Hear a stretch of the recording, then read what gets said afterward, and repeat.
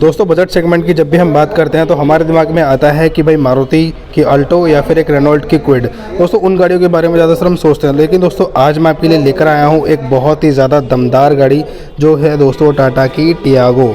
दोस्तों अगर मैं टाटा टियागो के इस मॉडल की बात करूँ तो दोस्तों ये है टाटा टियागो का ICNG में टॉप मॉडल XZ+ मॉडल। दोस्तों इस गाड़ी के एक्स शोरूम की अगर मैं बात करूँ तो दोस्तों इस गाड़ी का एक्स शोरूम प्राइस है दोस्तों 7,80,000 रुपये। इसकी जो फ्रंट लुक है बहुत ही ज़्यादा हमें अच्छी मिल जाती है। दोस्तों इस गाड़ी की जो सेफ्टी रेटिंग्स है ना वो 4 स्टार में मिल जाती है एडल्ट इक्विपमेंट में, और वहीं पे 2 स्टार यहाँ पे हमें चाइल्ड इक्विपमेंट में हमें इसके अंदर सेफ्टी रेटिंग्स मिल जाती है। दोस्तों अगर मैं इसकी बात करूँ सबसे पहले फ्रंट प्रोफाइल में दोस्तों हमें कुछ इस तरीके की हमें यहाँ पे लाइटिंग देखने को मिल जाती है। यहाँ पर दोस्तों हमारे पास है एक प्रोजेक्टर प्लस रिफ्लेक्टर का एक कॉम्बिनेशन, जिसके अंदर दोस्तों हमारी जो लो बीम है वो प्रोजेक्टर के अंदर में यहाँ पे प्रोवाइड है, और वहीं पे अगर हाई बीम की मैं बात करूँ तो हाई बीम यहाँ पे हमें रिफ्लेक्टर के अंदर दी गई है। इसी के साथ में ये है हमारे यहाँ पे टर्न इंडिकेटर्स, और इसी के साथ में जस्ट नीचे हमें मिल जाता है फॉग लैंप्स जो कि एक हैलोजन का सेटअप है, और इसके बिल्कुल बगल में है हमारे पास DRL। दोस्तों जो DRL है वो जो है जब गाड़ी स्टार्ट होगी उसी कंडीशन में हमारे ऑटोमेटिक ही ऑन हो जाएंगे। बाकी दोस्तों बहुत ही ज़्यादा बोल्ड इसकी लुक है, और जो यहाँ पे जो क्रोम का जो एलिमेंट ऐड किया गया है ना वो बहुत ही ज़्यादा गाड़ी की लुक्स को अच्छा बना देता है, और जो ग्रे कलर है दोस्तों इस गाड़ी का वो भी बहुत ज़्यादा प्यारा है। अभी मैं आपको इंजन बे भी इसको ओपन करके दिखा देता हूँ कि किस तरीके का इसका इंजन बे है और किस तरीके हुड के अंदर क्या क्या हमें पावर स्पेसिफिकेशंस मिलती हैं। दोस्तों अगर मैं बात करूँ इसके इंजन की तो हमें यहाँ पे 3 सिलेंडर 1.2 लीटर इंजन देखने को मिल जाता है। अगर मैं इसकी पेट्रोल वेरिएंट में अगर मैं बात करूँ तो पेट्रोल वेरिएंट में इसके अंदर हमें जो पावर जो मिलती है वो दोस्तों 86 bhp की हमें पावर मिलती है, लेकिन वहीं पे CNG के अंदर हमें सिर्फ 65 bhp की पावर देखने को मिलती है। और अगर मैं टॉर्क की बात करूँ तो पेट्रोल के अंदर 113 Nm का अंदर इसमें टॉर्क मिल जाता है, और CNG के अंदर इसके अंदर हमें मिलता है सिर्फ 95 Nm का टॉर्क, जो कि ठीक है, एक डिसेंट पावर है। और कुछ इस तरीके से यहाँ पे असेंबली हमें देखने को मिल जाती है। इसी के साथ में यहाँ पर भी कंपनी ने फ्लैप दिया है जो कि काफ़ी सही चीज़ है। और इसी के साथ दोस्तों अगर मैं बात करूँ इसकी माइलेज की, दोस्तों कंपनी इसकी जो माइलेज क्लेम करती है वो करती है दोस्तों 28 किलोमीटर पर केजी। 28 किलोमीटर पर केजी की इसकी माइलेज जो है कंपनी क्लेम करती है। और पेट्रोल की अगर बात करूँ तो पेट्रोल के अंदर 20 किलोमीटर पर लीटर की गाड़ी जो है माइलेज आपकी प्रोवाइड कर देगी बड़ी ही आसानी से। इसी के साथ दोस्तों अब हम बात कर लेते हैं इसके व्हील्स की। XZ+ वेरिएंट है, लेकिन दोस्तों CNG के अंदर जो इसके अंदर व्हील्स जो मिलते हैं वो हमें मिलते हैं हाइपर स्टील व्हील्स। इसके अंदर अलॉय व्हील का कोई भी ऑप्शन हमें देखने को नहीं मिलता है। दोस्तों इसकी जो टायर की चौड़ाई है वो 175 mm की मिल जाती है, प्रोफाइल है 65 और R14 14 इंच का इसके अंदर हमें टायर देखने को मिल जाता है। साथ में दोस्तों अगर मैं ब्रेक्स की बात करूँ तो फ्रंट पे हमारे पास है डिस्क ब्रेक और रियर में मिल जाते हैं हमारे पास ड्रम ब्रेक्स। बाकी दोस्तों अगर इसकी ग्राउंड क्लियरेंस की इसी के साथ मैं अगर बात करूँ तो ग्राउंड क्लियरेंस जो है दोस्तों इस गाड़ी की 168 mm है। मतलब ग्राउंड क्लियरेंस आपको पता है कि वो पॉइंट होता है जो कि बिल्कुल लोएस्ट पॉइंट होता है कार का, 168 mm है। लेकिन वहीं पे अगर मैं बात करूँ, अगर मैं मेज़र करके देखूँ तो तकरीबन 250 mm, मतलब ये जो आप देख रहे हैं ना अभी ये हाइट तकरीबन 250 mm है, ये वाली हाइट तो 250 mm ऊंची है गाड़ी। और लेकिन ग्राउंड क्लियरेंस की अगर मैं बात करूँ तो वो 168 mm है जो इसका लोएस्ट पॉइंट होता है। बाकी गाड़ी काफ़ी देखने में ऊँची है। इसी के साथ हम बात कर लेते हैं इसके ORVMs की। तो यहाँ पर हमें पियानो ब्लैक फिनिश के अंदर ORVM मिल जाता है जिसपे ऊपर है टर्न इंडिकेटर, और इसी के साथ में हमें यहाँ पे जो डोर हैंडल से यहाँ पे हमें दी गई है सिल्वर की एक पट्टी जो कि काफ़ी सही है, और कुछ इस तरीके की हमें यहाँ पे पूरी की पूरी लुक मिल जाती है।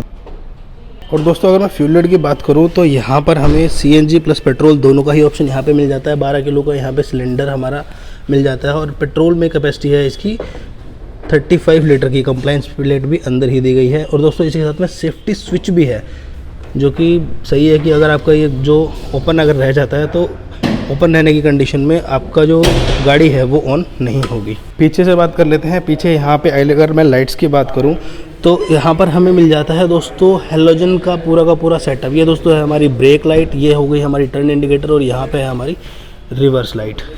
तो कुछ इस तरीके का यहाँ पे है। और XZ+ वेरिएंट है तो यहाँ पर हमें मिल जाता है रियर विंडशील्ड पे रियर डिफॉगर प्लस वाइपर, और इसी के साथ में यहाँ पर हमें स्प्रेयर मिस्टर भी मिल जाता है, जैसे कि आप पानी भी इसमें थ्रो करके आप डायरेक्टली इसको वॉश कर सकते हैं। CNG का लोगो, वोकल फॉर लोकल।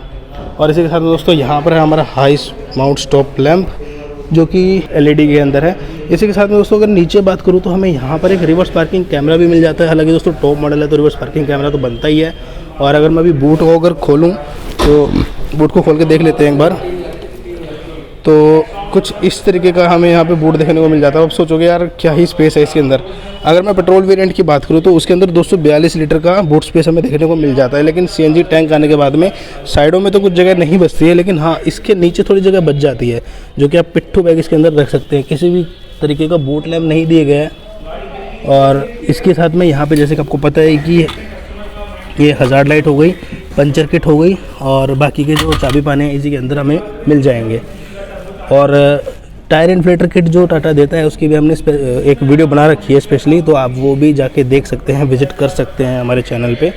तो इस तरीके से कुछ यहाँ पे पूरी की पूरी बैक लुक है। और यहाँ पर ये पकड़ने के लिए ये हैंडल भी हमें मिल जाता है, जो कि काफ़ी सही हो जाता है। और दोस्तों एक और चीज़ है जो कि आप देख पा रहे हैं, ICNG। अब दोस्तों CNG सब में आती है, लेकिन ICNG का क्या मतलब है? ये है दोस्तों इंटेलिजेंट CNG। इसमें क्या, इसका क्या मतलब है दोस्तों, जो मैं आपको बता देता हूँ इसके बारे में। इसके अंदर क्या है दोस्तों, ये इंटेलिजेंट है। इंटेलिजेंट का किस तरीके से? एक तो दोस्तों सबसे पहली बात तो इसको पेट्रोल की ज़रूरत नहीं है। जो अगर आप कोल्ड स्टार्ट भी कर रहे हैं गाड़ी को तो डायरेक्टली जो है CNG के ऊपर स्टार्ट हो सकती है। अब ये जो फीचर और गाड़ियों के अंदर भी आता है, लेकिन इसी के साथ एक और फीचर है, अगर कहीं पर भी इस गाड़ी के अंदर CNG की जो पाइप है उसमें कोई ब्रेकेज आता है, कहीं पर भी गाड़ी अगर CNG लीक होती है तो उस कंडीशन में जो इसकी ECU होगी वो उसी को तुरंत ही कट ऑफ कर देगी, ताकि आप सेफ रहें और किसी भी तरीके की आपको डैमेज ना हो। बाकी कुछ इस तरीके से कंप्लीट लुक है। अब चल लेते हैं गाड़ी के अंदर कि किस तरीके से लुक्स मिलती हैं। बाकी यहाँ पर हमारे पास एक नॉर्मल कन्वेंशनल एंटीना। अगर मैं दोस्तों डोर्स की बात करूँ तो 90 डिग्री ओपन तो नहीं है, और ये है हमारा नॉर्मल मॉडल जो ड्यूल टोन में नहीं है, XZ प्लस में टाटा टियागो। और कुछ इस तरीके के हमें यहाँ पे डोर हैंडल्स मिल जाते हैं, जिसके अंदर हमें यहाँ पे क्रोम की फिनिश है, और इसके साथ में सारे के सारे ही पावर विंडो कंट्रोल मिल जाते हैं। ये सारे कंट्रोल्स हैं, और लॉक अनलॉक का ये फीचर सही लगा मुझे। और दोस्तों जैसे गाड़ी अभी खुली हुई है तो जैसे ही मैं इसको लॉक करूँगा ना, ये तुरंत ही अनलॉक हो जाएंगे। बाकी मारुति वगैरह गाड़ी में लॉक के लॉक ही रह जाते हैं, ये तुरंत ही अनलॉक कर देती है ये वाली गाड़ी। इसके साथ में ORVM को एडजस्टमेंट के लिए यहाँ पे मेरे को मिल जाता है, और इसी के साथ में यहाँ पे हमें सिर्फ एक बोतल होल्डर मिलता है। किसी भी तरीके का अम्ब्रेला होल्डर मुझे यहाँ पे देखने को नहीं मिलता। और दोस्तों इसके बाद में अगर मैं बात करूँ, जैसे हमारी आपको USP का जो पता है कि हम जो है हर एक गाड़ी में आपको सीट की जो लेंथ है वो मेज़र करके दिखाते हैं। तो मैं आपको अभी दिखा देता हूँ कि कितनी इसकी लेंथ है। अगर दोस्तों इसकी चौड़ाई की अगर मैं बात करूँ तो सीट की जो चौड़ाई है वो तकरीबन 49 सेंटीमीटर की यहाँ पे चौड़ाई है, और लेंथ की अगर मैं बात करूँ तो लेंथ भी 49 सेंटीमीटर की ही इसकी लेंथ है। और वहीं पे अगर मैं इसकी हाइट की अगर बात करूँ तो दोस्तों इसके अंदर जो हेडरेस्ट को कैलकुलेट करके जो हाइट है वो 78 सेंटीमीटर की है, जो कि आपका जो हेडरेस्ट है वो भी एडजस्टेबल है, उसको भी हम एडजस्ट कर सकते हैं ऊपर और नीचे। तो ये कुछ इस तरीके की मुझे यहाँ पे सीट जो है मिल जाती है। इसी के साथ में सीट के अंदर हाइट एडजस्टमेंट प्लस इसमें आगे पीछे और रिक्लाइनिंग बहुत सारे फंक्शंस तो मुझे मिल ही जाते हैं। तो ये सब चीज़ें हैं। अब गाड़ी के अंदर बैठ के देखते हैं कैसा हमें फील होता है। तो दोस्तों अब हम आ गए हैं इंटीरियर कैबिन में। चाबी भाई अगर मैं चाबी की बात करूँ ना, कुछ इस तरीके का हमें चाबी मिलती है, फ्लिप की इसके अंदर हमें देखने को मिलती है। और इसमें दोस्तों एक और बढ़िया चीज़ है कि ये फॉलो मी होम का भी इसमें अंदर ऑप्शन मिल जाता है। मगर इस बटन को अगर मैं प्रेस करूँगा लाइट्स मेरी ऑन हो जाएंगी, आप देख सकते हैं। अगर आपको दिख रही हो तो लाइट्स जो है इसमें ऑन हो जाती हैं। तो अब हम स्विच लगाते हैं सबसे पहले।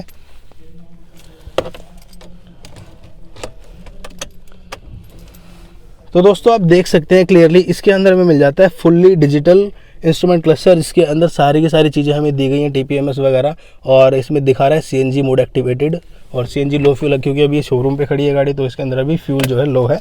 स्टीयरिंग कुछ इस तरीके का मिल जाता है D कट में। यहाँ पर हमें पियानो ब्लैक फिनिश मिल जाती है, और यहाँ पे स्टीयरिंग माउंटेड कंट्रोल्स मिल जाते हैं दोस्तों। हालांकि क्रूज़ कंट्रोल तो इसमें नहीं है, बाकी नॉर्मल जो ऑडियो कंट्रोल्स वगैरह हैं वो इसके अंदर हमें मिल जाते हैं।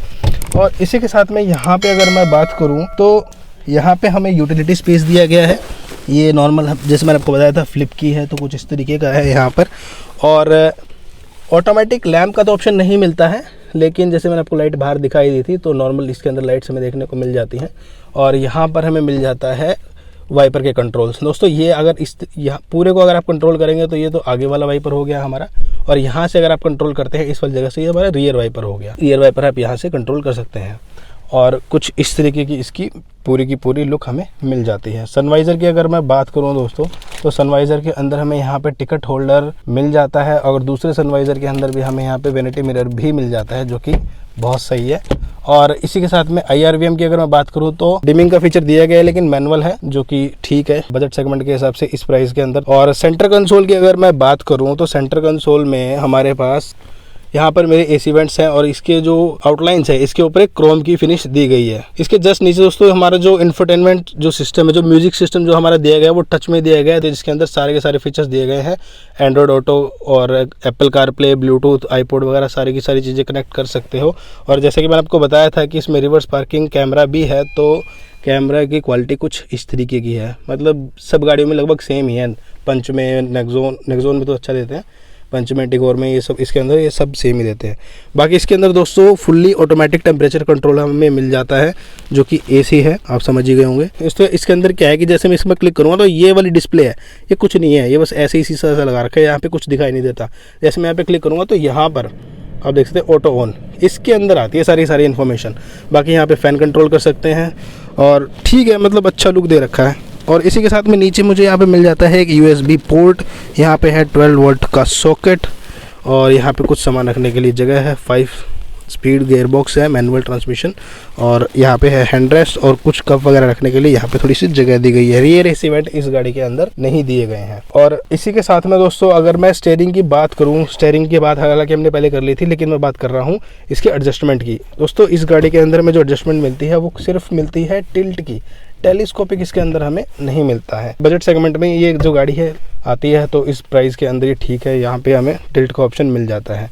बाकी लॉक अनलॉक का एक और चीज़ है दोस्तों, आप देख सकते हैं कि जो लॉक अनलॉक का और जो CNG स्विच करने का, आपने देखोगे मारुति के अंदर क्या होता है, यहाँ पे देते हैं। इन्होंने क्या कर रखा है, CNG पे स्विच करने का यहाँ पे बटन दे रखा है, लॉक अनलॉक करने के लिए एक यहाँ पे दे रखा है। दोस्तों ये मुझे चीज़ ना थोड़ी सी अजीब लगी, क्योंकि क्या होता है यहाँ से हम लॉक करते हैं गाड़ी को, ये चीज़ समझ में आती है, लेकिन अगर यहाँ पे दे दिया, यहाँ से भाई कोई भी अनलॉक कर सकता है। मैंने यहाँ पे क्लिक किया, आप देखना अभी बटन से करूँगा, ये लॉक हो गया और अनलॉक हो गया। तो दोस्तों यहाँ से मतलब अगर आप गाड़ी में बच्चे हैं तो उस कंडीशन में बच्चे भी अगर यहाँ पे क्लिक करके दरवाजे को ओपन कर सकते हैं, तो शायद इस चीज़ को ये यहाँ नहीं देना चाहिए था, लेकिन ठीक है, कंपनी भी ने भी कुछ सोचा ही होगा इस बारे में भी, हालांकि थोड़ा सा शायद गलती कर दी सोचने में।